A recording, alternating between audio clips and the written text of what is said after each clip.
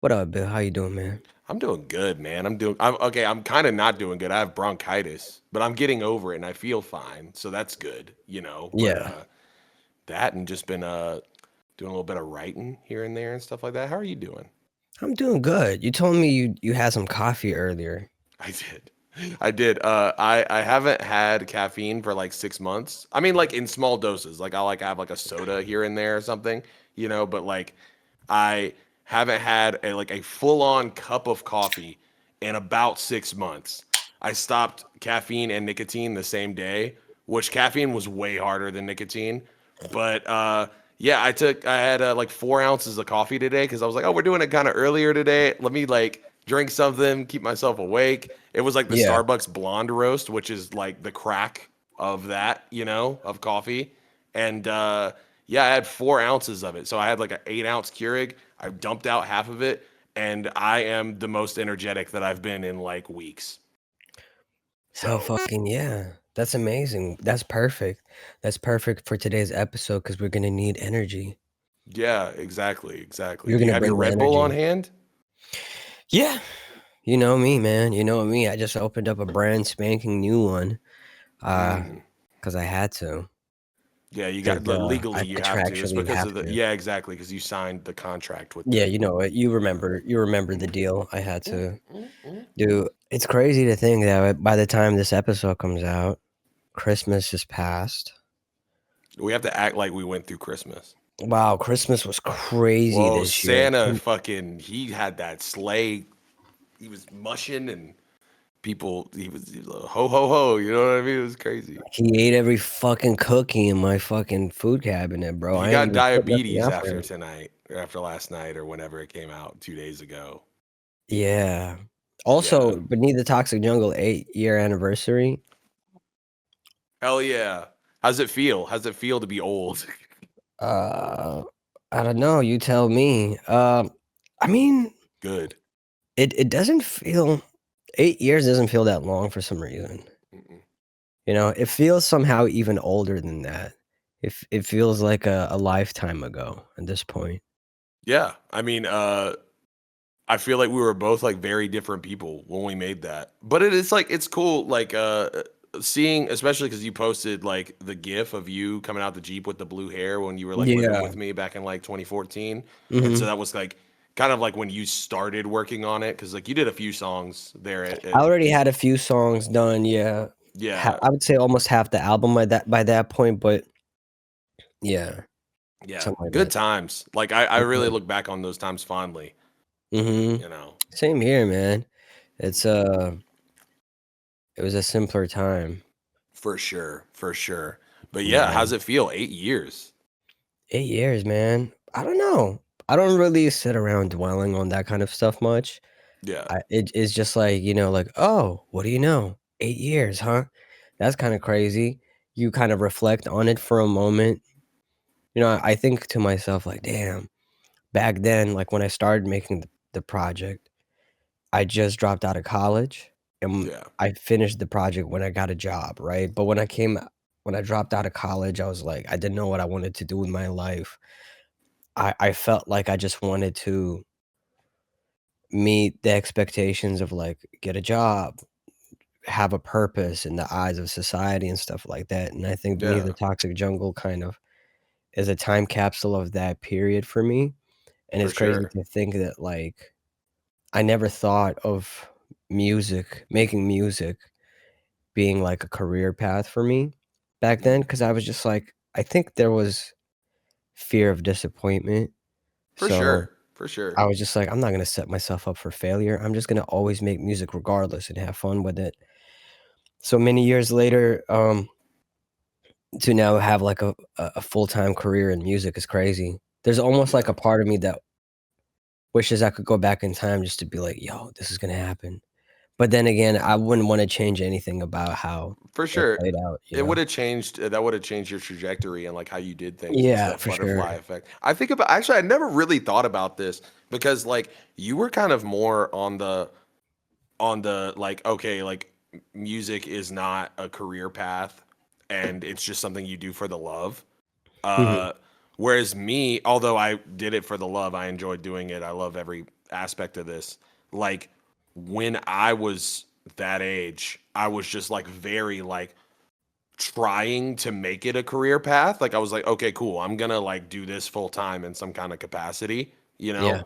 And I will say like what you said was like setting up for disappointment. Like I was definitely super disappointed like when it wasn't working out. Like Mm, around like drop season time was kind of like the time where I was like, okay, cool. Like I had to get like a full-time job at that point. Like before I was just like doing music and doing uh like getting a little bit of income from music and then doing like a part-time job like all the time.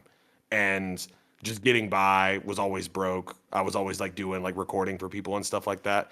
And like when it hit that point of like, oh shit, like I don't think this is gonna work, that shit was like pretty devastating. Like because I kind yeah, of put all my eggs into that basket. I And see, yeah. I I think like came from, like luckily, yeah, oh, go yeah, ahead, go ahead. sorry. No, no, go ahead, go ahead. I was gonna say, like, for me, I came from I think a lot of my expectations were rooted in, like, my the projections of, like, what I thought was expected of me, like, For a more sure. traditional career path, like, oh, like, my mom would always be like, "Yo, this music shit is cute, but you need something reliable, like, you need" and so, when I found that office job, I was climbing the corporate ladder. And the Yeah, crazy thing is, when I quit the job to pursue music, once music was, like, passively making me more income than my career as a project manager at a software company, like, a year or 2 after I had quit, the company kinda went under, you know? So it's crazy to think, like, you would think that, like, oh, that is the more, um like a stable thing, yeah. stable job, yeah, like, oh, but music has been way more stable than any other job I've have. The reality is, like, stability is kind of a lie. Any company can go bankrupt, you know? For Any sure. company can basically, um, look at their overhead and decide to, like, reduce their workforce suddenly. So many things can happen that are out of your control, so it was crazy, like, I really bought into that lie of stability of a normal ass job, and this music shit that we've been doing has felt more like a normal ass job than anything else I've ever done, to be honest. For sure. No, I feel the same way. I mean, like like my work experience was pretty limited, because it was like I would stay at jobs for like long times even if I was like super unhappy. Like I would just be like, "Okay, cool. This is just like a means to an end." And you go there and then like I feel like it's the first time, like this is the first job I had where I felt like in control of my destiny in a Yeah, way, because it's like with like okay, it's like okay, like like you're gonna like make more money if you work harder, whereas or work smarter, whereas like any other like corporate job I've had, any mhm, other like when I was like waiting tables, like anything like that, it felt like it was like okay, cool, like I made a little bit more money for like busting my ass, but I mhm, didn't get like it was just kind of like a pipe dream of like oh there's something better around the corner all the yeah, time. And I never got into a position where I would consider it like a career like you did. And so it was much easier to be like fuck this shit, like it was like I don't want to do yeah, this.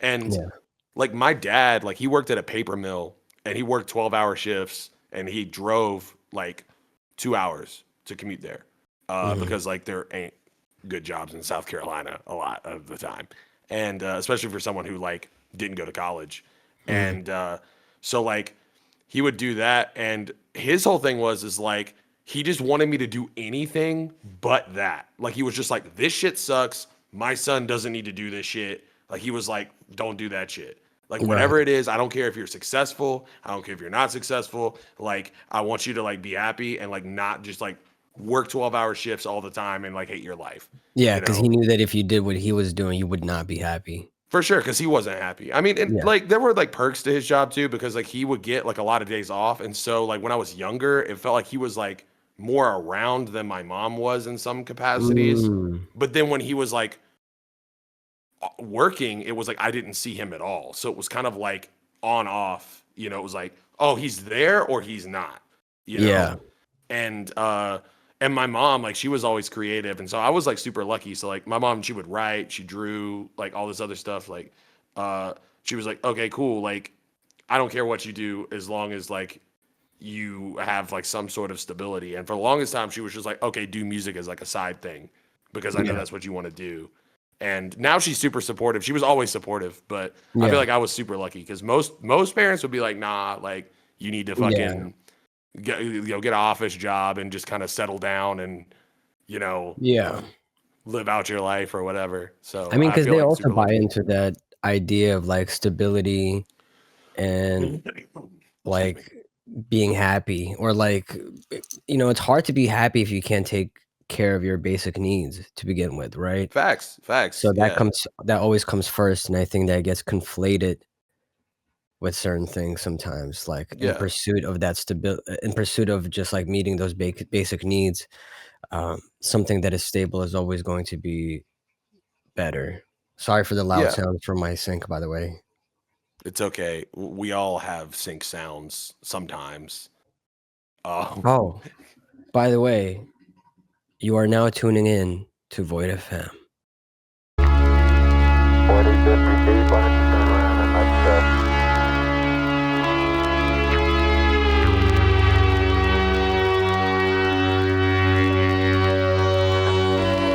back into the table. Okay. Let this turn around to your right. Second. Forward. Let's just lead it. Alright, let it sit like that and walk around it. Just deny that field if you,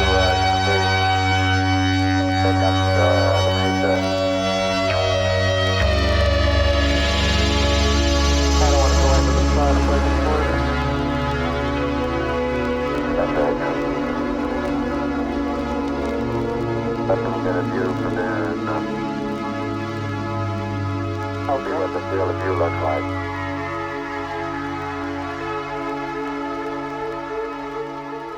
It's your host, Rav and Kill Bill the Rapper. hi.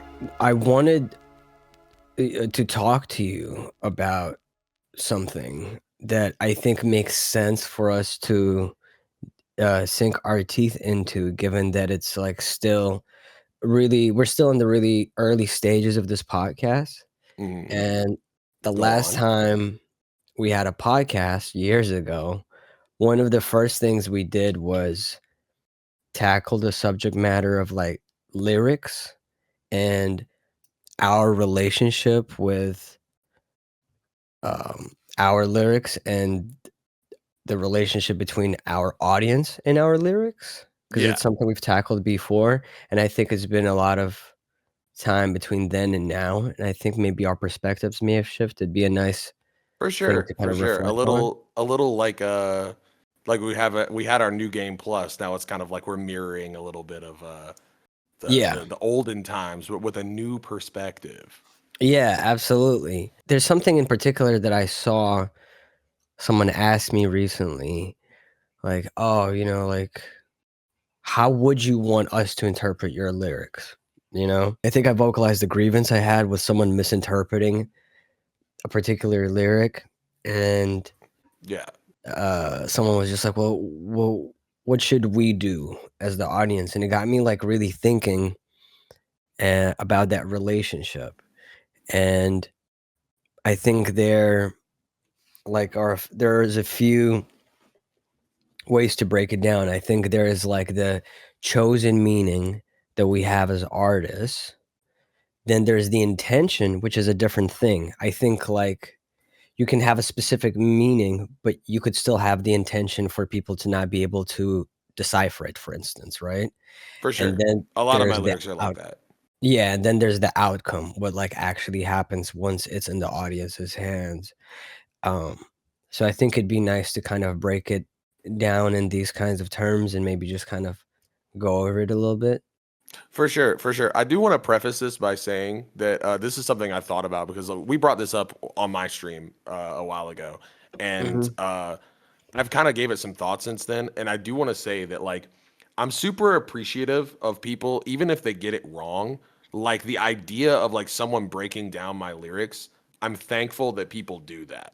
Like I Same. think that that's I don't ever want to like get like don't get it twisted. Like I never want people to like hear me like complain about it and be like, "Damn, man, I'm never going to do that again" or whatever. Yeah. I think that to me it's more of like kind of like a wink wink nudge nudge like how'd you get it that wrong? You know what I mean? Like but if Mhm. it's at the end of the day, a lot of my lyrics are kind of like left open to interpretation because I drench a lot of stuff in metaphor, and a lot of the stuff is like super personal and like I don't like I saw somebody talking the other day about Drake, how he'll like just name drop people that are his friends that no one knows who they are, and there was a Yeah. whole thread of like we don't give a fuck about Baca or whoever his name is. You know what I'm saying? Like, I think that's actually a dude's name, which is funny that we said that because it's, Baca. Anyway, but I think that that's actually like a cool thing to like talk about stuff that it's no one else's business, but you Mhm. get like a little window into it.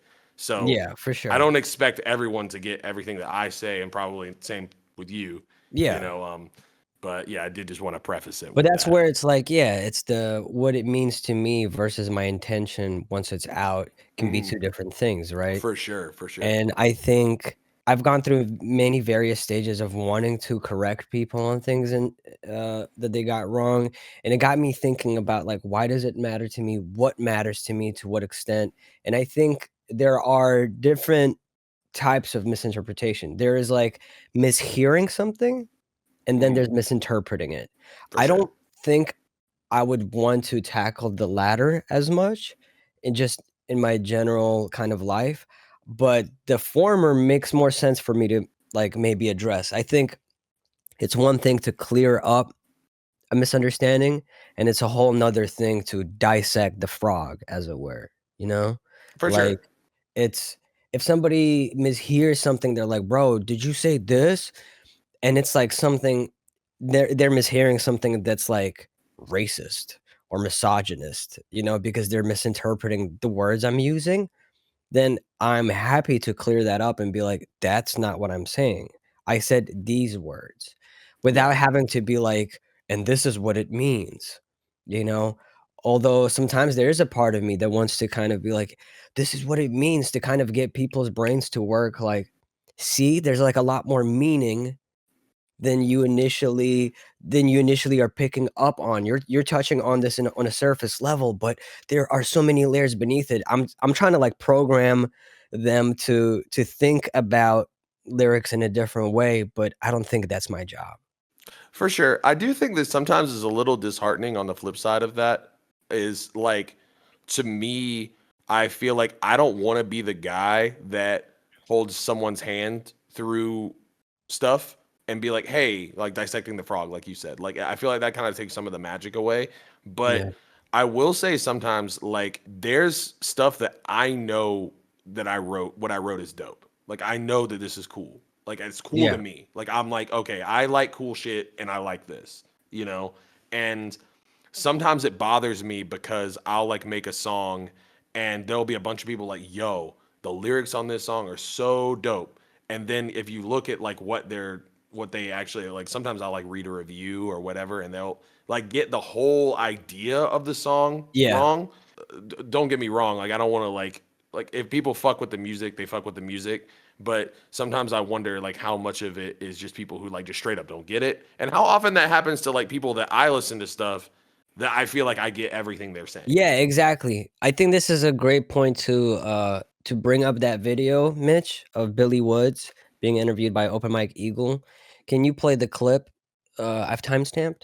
Your lyrics, because that's kind of what people do. Have you ever come across some shit that was just like horrifyingly off base in terms of somebody trying to say your lyric was about this, or Oh, with lyrics, yeah, lyrics, or with you as a person?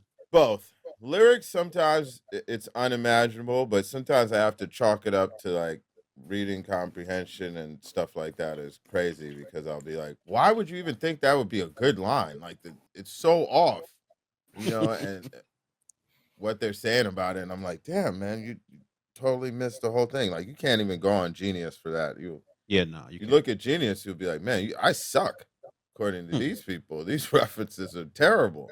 Yeah, you Yeah, can stop it definitely. here. Sometimes people.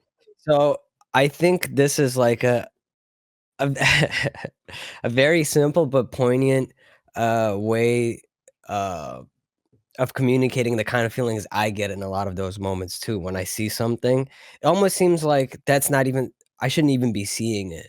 But when I do, I'm just Yeah. like, oh man, do y'all think I'm really that whack?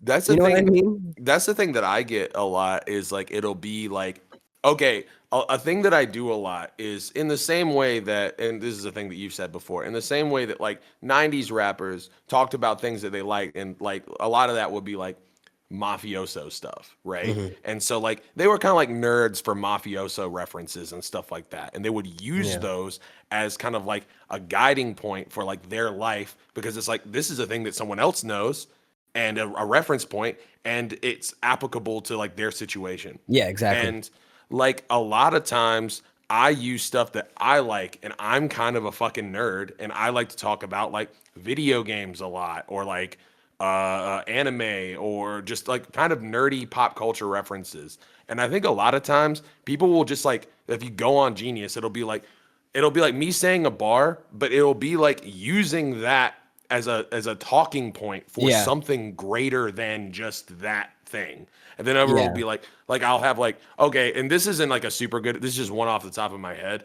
But like so like I have a bar on Tar where I say like I was in the trap with the spoon like Kadabra, Mhm. and the whole thing is saying that like I felt like I was an addict in a Yeah. situation, like I needed more, Yeah, and the yeah, joke yeah. was is that it's kind of like a joke because like Kadabra, the Pokemon, has a spoon, Spoon, and the drugs. spoon you use to yeah, and that's like the whole. It's not even deep, you know. No, it's But like pretty if I straightforward. guarantee, I haven't seen it, but I guarantee if you look on that, it'd be like Kadabra has a spoon, and like none of the other stuff, Yeah, this is a you know. reference to Pokemon. And Yeah, I'll be like, it's kind of like yeah, it is, but there's more to it. yeah, Like it's like you grabbing, know, as you said, like a Biggie line or something, or a Jay-Z line and going, oh, this is in reference to Goodfellas." It's like barely a half step. It's like, yes, and like, why is it being referenced here? What is the purpose? What is the utility here of this reference? It's not, I think a lot of casual listeners are just like, oh, people just like reference things to be like, oh, he said this. I love this thing. Oh, he referenced Earthbound. I love Earthbound. Oh, he referenced this. I love this. It's like, okay, you know that there's utility beyond just making you go, I know that thing. It's like it's a vehicle. It's a vehicle to communicate a narrative or communicate an emotion. And so when people don't dive beyond just like, oh, this is a reference point, it sucks because it's kind of like, damn, you're missing out. But more than that, I think why it sucks and why I've been so defensive is because it's like, damn, you must think I'm whack if you think that this is all there is to this line. yeah, yeah. That's how exactly. Like you both you and Billy Woods, but also shout out Billy Woods and Open Mike Eagle, both incredible artists. But like both of y'all put it perfectly. Like I feel like it's like if I listen to a bar and I only got that from it, I would think it's whack. Personally, that's just me. Like if it's just like okay, if it's just a dude who just keeps referencing Pokemon with no deeper meaning to it, Yeah. you know, like you're just naming Pokemon references, then it's like, okay, I would not personally get anything from that. And I know there's like a lot of musicians that do that, and that's like their whole like nerdcore exists, and that's kind of like a big, especially new nerdcore stuff seems to be like more like, okay, cool, I'm gonna like rap over a hard beat, and I'm going to do more just references to stuff, and people who like that thing will fuck with it because it's like, oh shit, they're talking about Demon Slayer. You know what I mean? Yeah. And I like Demon Slayer, and it sounds cool. And there's nothing wrong with that to me, but I'm not personally like interested in that because Yeah. that's not what I'm there for, you know. Yeah. I am not the market for that. Not talking No, shit about me that, but neither. I am not the market for it, Me you neither. know. And I being lumped in with that when you're trying to do something different sometimes is like a little bit annoying, but I once again, I don't want to seem like I'm like trying to sound like better than them or something because like I think it's just a completely different skill set entirely. Like Yeah, I but think yeah, it's a different thing altogether. You know, I wanted to You know, like, because another thing that oftentimes comes up when I try to talk to my audience in these kinds of terms is like, what matters the most to you? That's like, okay, just in general, I think that consumer mentality is something that like doesn't apply to me in my everyday life in terms of my relationship with the art because I have a different relationship with the art as an artist, but a lot of people would be like, "What's your favorite song? What's your least favorite song you've ever made? What's Yeah. your, like it's like everyone wants a score on something. Everybody wants to put everything in some sort of like list, and they'll be like, "What's the most important component to you in lyricism? Is it the application of certain literary techniques? Is it vocabulary? Is it alliteration? Is it metaphors? Is it punchlines? Is it flow? Is it the content? Is it just how it sounds or whatever, right? As if there is like one singular presiding um, thing that just like makes it the most. It's like being. I think a lot of it is just it's like if you were an artist and they'd be like, "What is the best medium for you? Like, is it Yeah. oil? Is it Are you fucking with that charcoal or nah? you fucking with charcoal? Like, is it the best? Where's charcoal in your top 5 list? Yeah, It's yeah. kind of like it all has its place Those and are probably utility. conversations that happen though, Yeah, realistically, that's true. right? Like I think that that is the thing that exists. It's just like less talked about because like I think that everyone wants to have an opinion on music. Like if you are like, "Hey, I'm a music head," you want to have an opinion and you like a lot of those people are very like, "Hey, I'm new to this and I want to." They're just That's excited true. about a thing, and I think that that's not I think you as can have preference in terms of like your toolkit, what for you sure. kind of will keep coming back to, but it's not like a statement on the kind of art you prefer to also ingest. For instance, someone who's ill with the charcoal is not going to be only following people on Twitter who use charcoal, and he's not going to be The like, damn, charcoal only, god, bro. No, yo, he yeah, exists. charcoal supremacy. That's just not going to happen. You get inspired by a whole lot of different things. So to me, I've always said, to me, it's style is the most important thing because to me, style is like a broad enough term where it doesn't feel like it limits me to like a specific set of techniques that I gravitate towards in terms of like what I enjoy listening to, right? So for me, style could be someone could have like really dope fucking content, really, really good storytelling, and maybe a Yeah. chill, relaxing beat. Another thing I could like is maybe someone on a really fast beat. It's up tempo, and maybe the lyrics don't.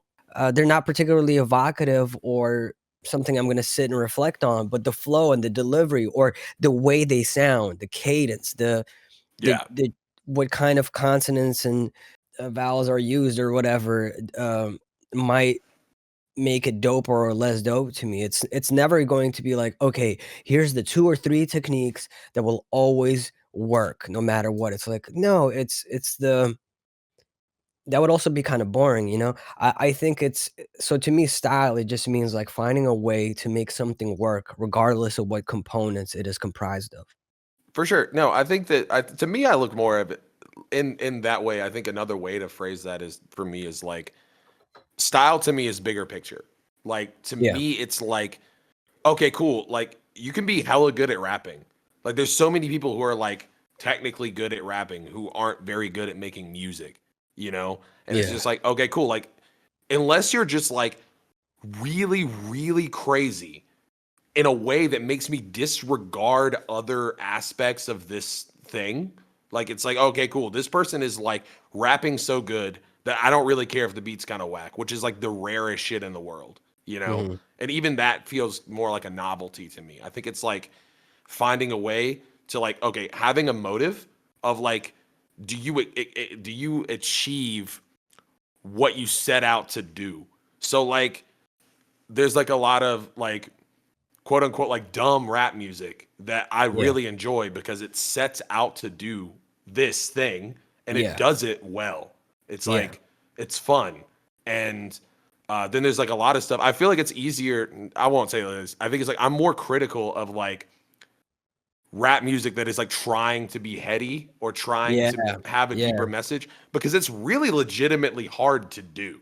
Like I think it's like beyond just being good at rapping, like, are you a good storyteller is like separate in people's minds of like, well, he rhymes a bunch of syllables. Listen, like, we're gonna do a video and it's gonna have every syllable highlighted. We talked about that on the last podcast. Like, it was like, Yeah.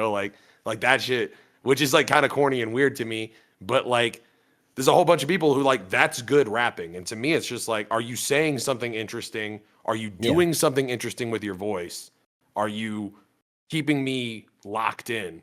And some of that stuff is like beyond my mental pay grade of explaining what it is that makes it Yeah, dope. and I think a lot of the differences between how you and I ingest music or hip hop versus how some of the more casual listeners enjoy it is going to come down to taste a lot of For the sure. time. And I think and I wanted to touch on that because I think a lot of the times people kind of, in my opinion, misunderstand what taste is. Like, I think a lot of people think of it as like, oh, everyone has their individual, unique opinions on things. I don't believe that. I think that's I don't think it's very accurate of the manifestation of taste, because taste is a social phenomenon, right? It doesn't happen in a vacuum. Your geography will inform your taste. The time you are born in and you exist in is going to inform your taste. Yeah. Your material circumstances will inform your taste, your access to things. So there's various like elements of social context that play a role. And I think for you and I, we grew up so deeply ingrained in this culture and deeply obsessed with this culture that we have navigated ourselves towards a point, and it's not to come across condescending, it's just this is our relationship with the art form. We got ourselves to a point where we are able to appreciate the complexity and the nuance of things, whereas someone who's coming into this somewhat fresh, when they come across polysyllabic rhyme schemes, when they realize that you can rhyme multiple syllables with other multiple syllables for the first time, to them that blows their minds, right? That to them that is like that is the craziest technique. It's like revealing some sort of crazy dope animation or drawing technique to someone Yeah. who's like an amateur, and then they go like, holy shit, this is the craziest shit ever, right? And so they get kind of become obsessed with that. um and everybody falls into different social circles, and whether it's like in their personal lives or online. This is why places like hip hop Twitter are so funny and divided. And Oh, it's crazy, man. Hip hop Twitter is insane. I think the thing is like I look at it as like a pipeline. Everybody goes through the like polysyllabic, like, oh, that shit's crazy yeah, thing. And it's like I see it happen, and it's like to me, it's less of an important aspect of like sure it can be kind of impressive if done in a certain way, but to me it's more of kind of like a way to navigate flow stuff. It's kind of a cheat code for it's a writers. literary technique to make things sound prettier. Yeah, exactly. But when you look at it, that's how I feel like you should look at it. Is like, Yeah, this sounds prettier. Instead of it being like, whoa, that blew my mind. Because I think that a lot of people, myself included, when I was like 3 years deep into like being into rap music, was like when I like figured that out. And it was from like a Fabulous song from My Party by yeah, Fabulous. And he does like pretty big stacks in that, you know?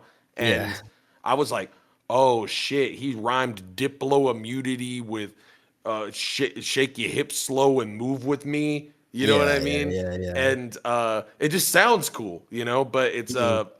I look at it as like, okay, I see people who focus on that. I'm like, okay, cool. Like you're like 3, maybe even less than that, like 2 years deep into being into this thing that I've been into for more than like half of my life and in a Yeah. nerdy capacity.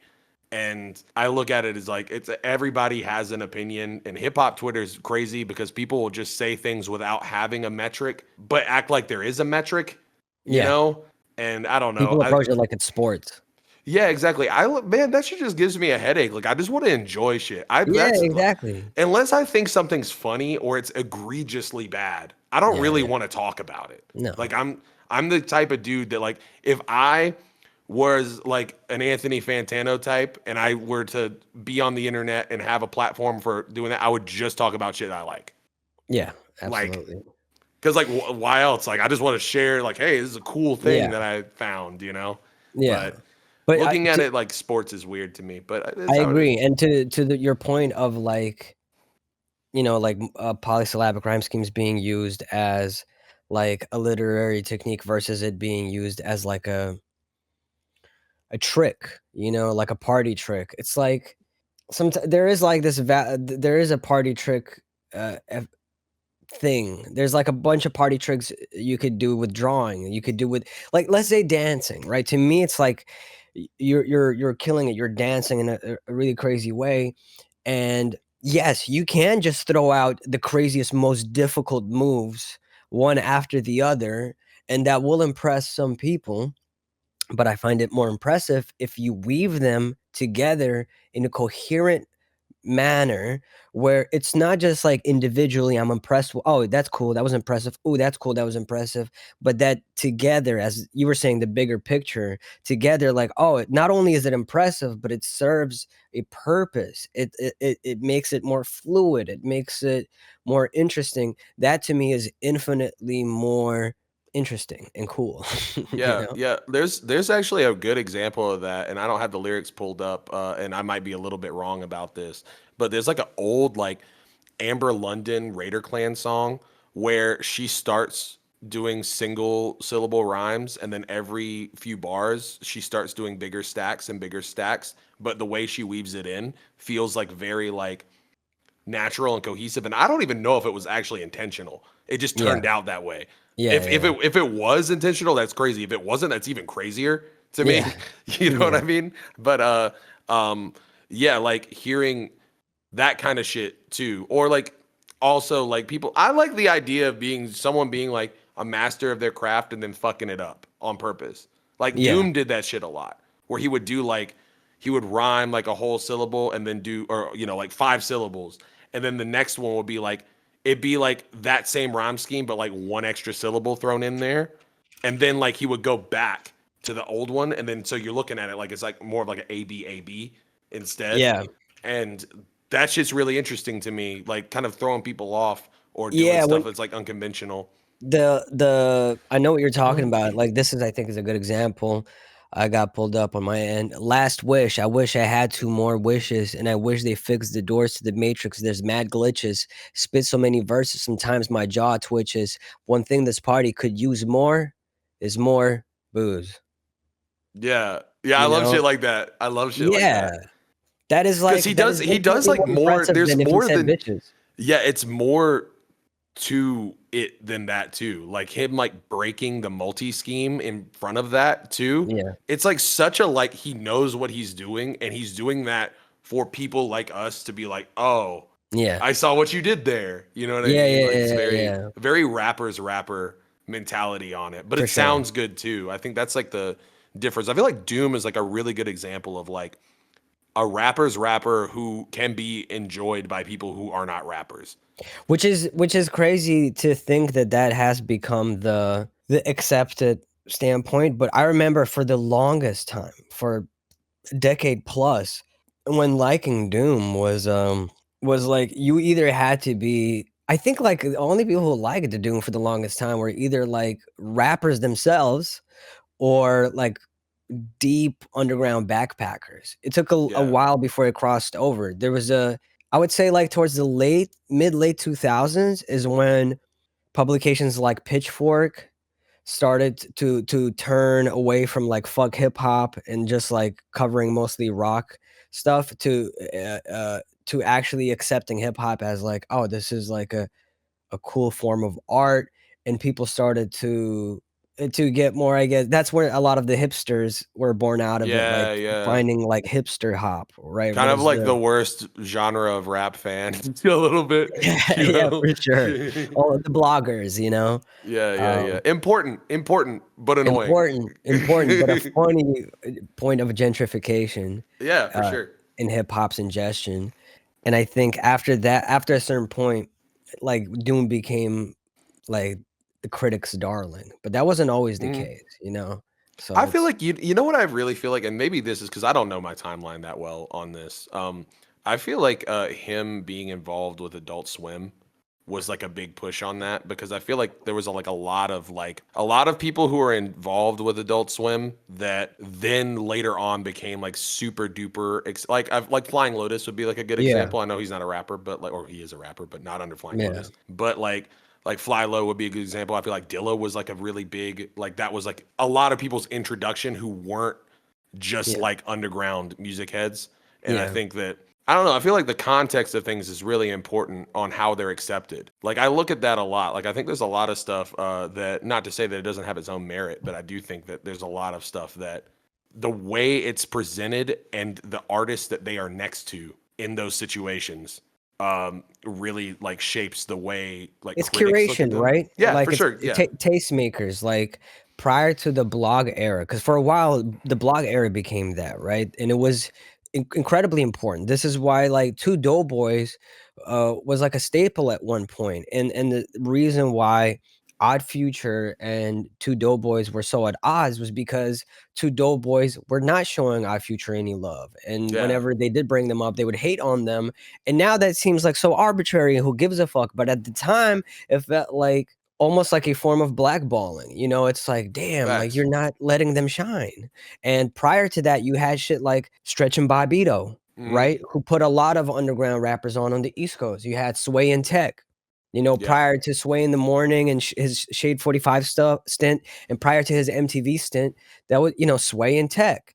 So I think it's a matter of curation. And like Hot 97 at one point was like very fundamental in curating shit. Like Flex, you know, would put people on sometimes in like an interesting, like a unique way that I don't know if it could work anymore. But like when Pharaoh Monch came out with Simon Says, there was a day when Flex just played that song back to back to back to back for his entire slot that day of a couple hours.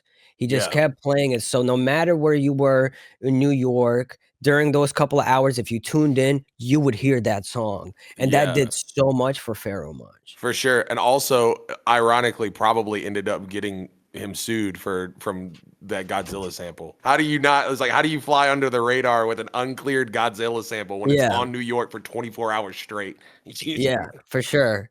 And the funny thing is, like, after the blog era, or even during the tail end of the blog era, people like Fantano became, and I wonder if he still is. I just haven't been keeping myself abreast of the developments on that front, but he became like a curator, you know, For sure. like a video blogger that would put people on, and sometimes people would get signed with certain labels depending on like whether he would cover your record or not.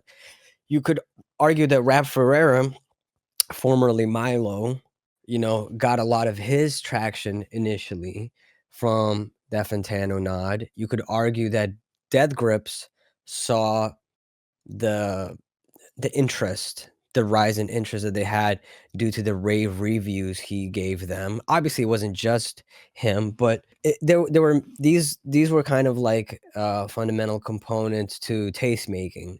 Yeah, I want to say something about the Death Grips thing because I remember seeing like I used to like lurk on the Mew boards back in the day and like just like try to find like weird music to listen to like Mhm. back in like 2009 2010 and seeing I can't remember like when their first record. What's the name of their first record? I The don't know if it's their mixtape. first one, but ex-military you're talking about, right? Ex-military. I don't know if that's actually their first one, but I it's the think it's first one like I their knew. second, but it's the first Yeah. like one that everyone knows about. Yeah, for sure. So I remember like seeing that floating around a lot, and then like I enjoyed hearing some of the music off of it, but it was also kind of like this, like, what the fuck is this? Because I'd never listened to any kind of industrial or experimental hip hop that was like that out there. Yeah. And I think like him giving Money Store a 10 was like really big in terms of like, okay, cool. Like this made people check them out and dive deeper into it.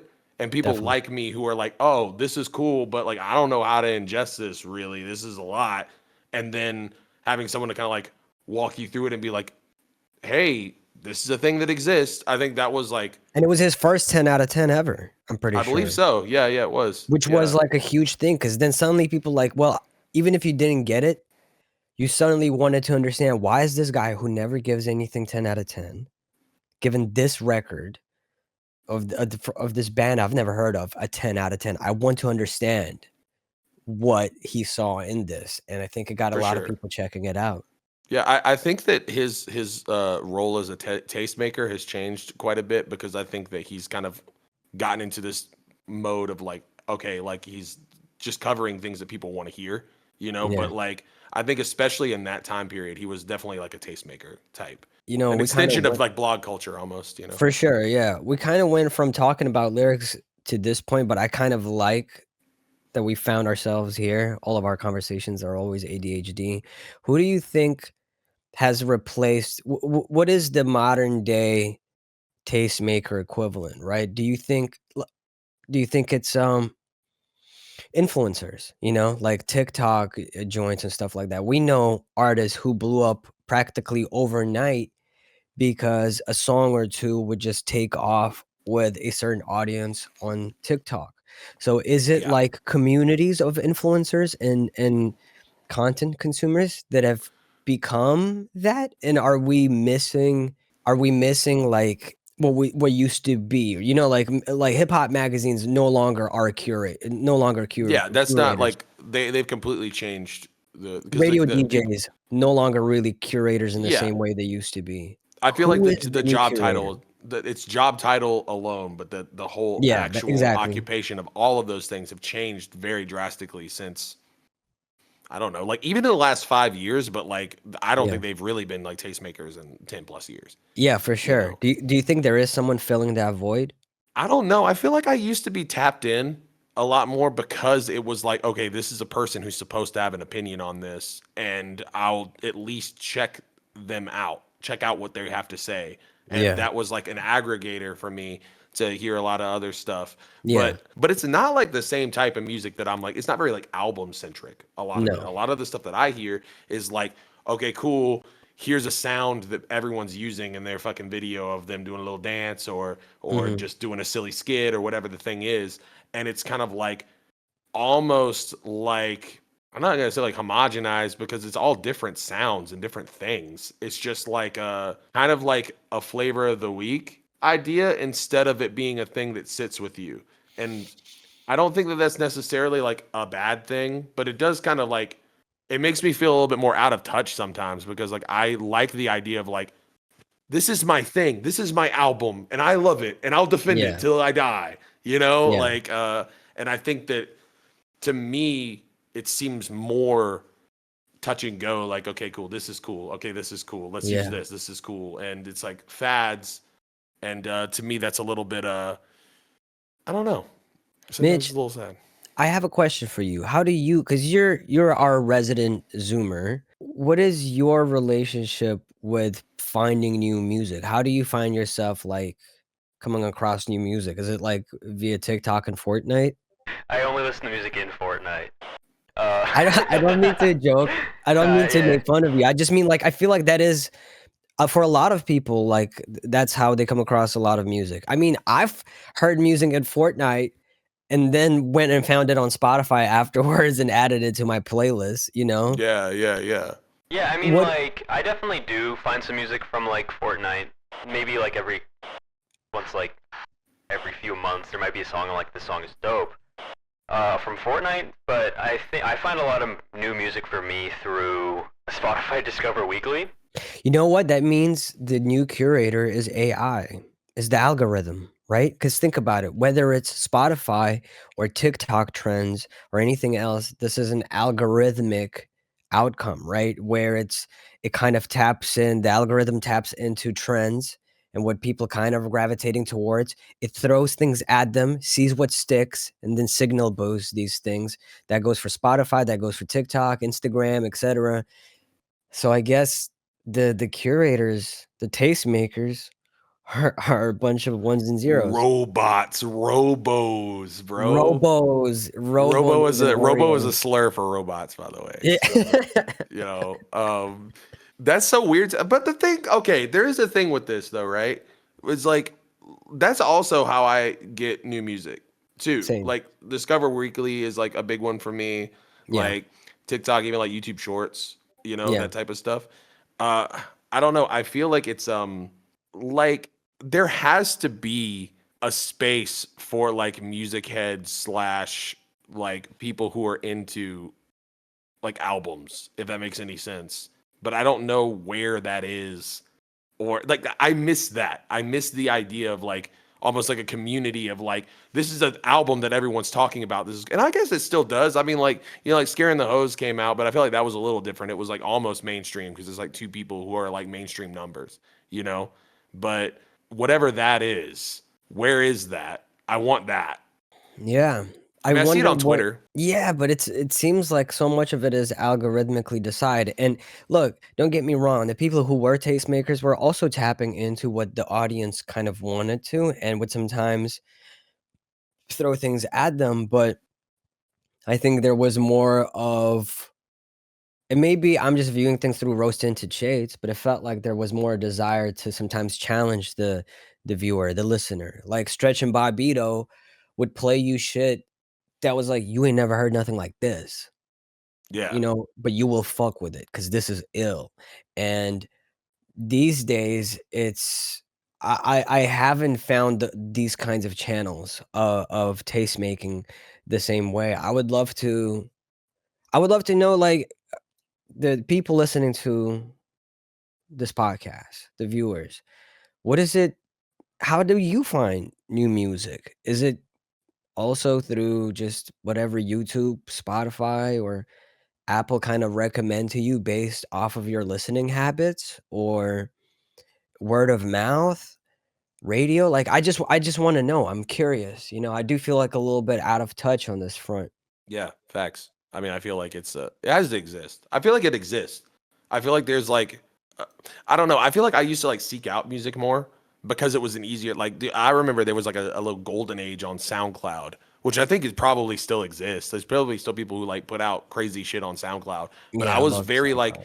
I was very into the whole like, okay, I found a dude on, and this is like pre-ads on SoundCloud back in the Yeah, day, but it would be like, oh shit, because there was like scenes that were fostered on there, like SoundCloud rap, yeah. but like deeper than that, like a lot of like second wave lo-fi stuff that I really fucked with, a lot of like Bandcamp just was really good for that shit too, for, like, yeah, future funk and whatnot back in the day, yeah. for sure, like a lot of like Plunderphonic stuff, like Bandcamp was like, Mhm. I'm sure that all those things still exist too. Like all of these scenes still exist, and I'm sure that like there's people that fuck with Bandcamp through that. But like to me, it's like now it's like I go to Bandcamp if someone released something on Bandcamp, and I'm like, okay, cool. Like I know who this person is, or I saw them on social media, and I want to check Yeah. them out or buy their merch or whatever.